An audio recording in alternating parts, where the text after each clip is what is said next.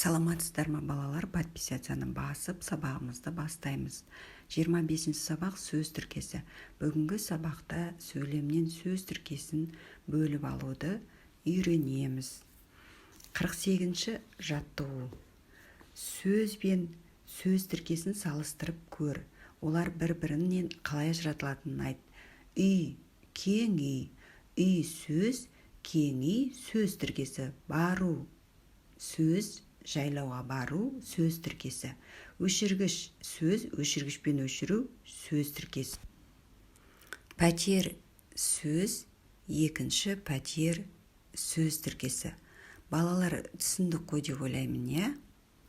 49-шы жаттығу. Әр қатарды өзіне ұқсас сөз тіркестермен толықтырып жаз.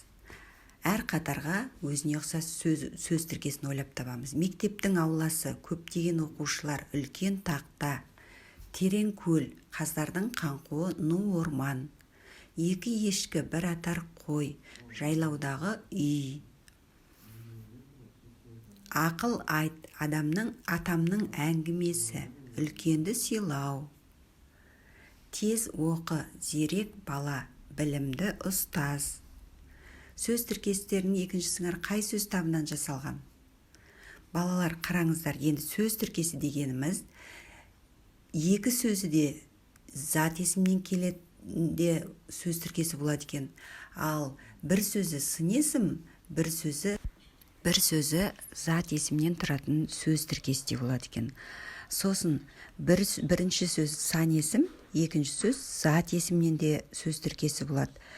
Бірінші сөз зат есім, екінші сөзі етістік болып келетін сөз тіркестері болады екен. 51-ші жаттығу. Өлеңді көшіріп жазып сөз тіркестерін тап. Бесікті жатқа сатпайды, бабалар рухы сынады деп. Шаңырақты отқа жақпайды, киесімен ұрады деп. Балалар, бұндағы сөз тіркестері.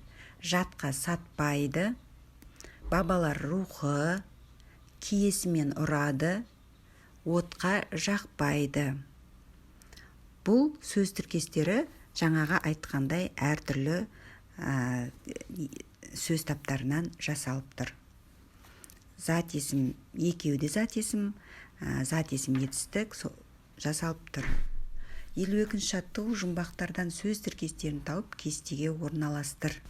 Кішкене ат пен үлкен ат бір қазыққа байлаулы, айналса да мың қабат, тілемейді айдауды.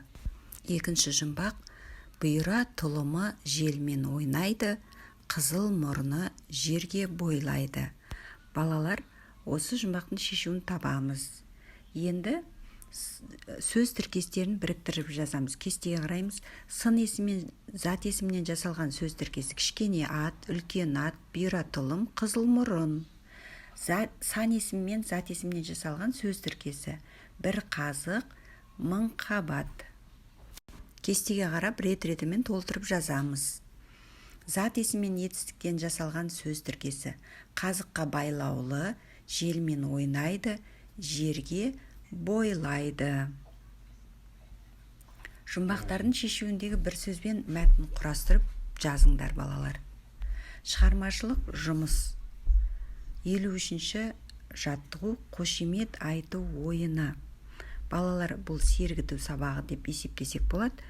Ойынның шарты: екі бала бір-бірін келбетімен мінезі тағы басқа қасиеттер туралы сөз тіркесін кезекпен айтады.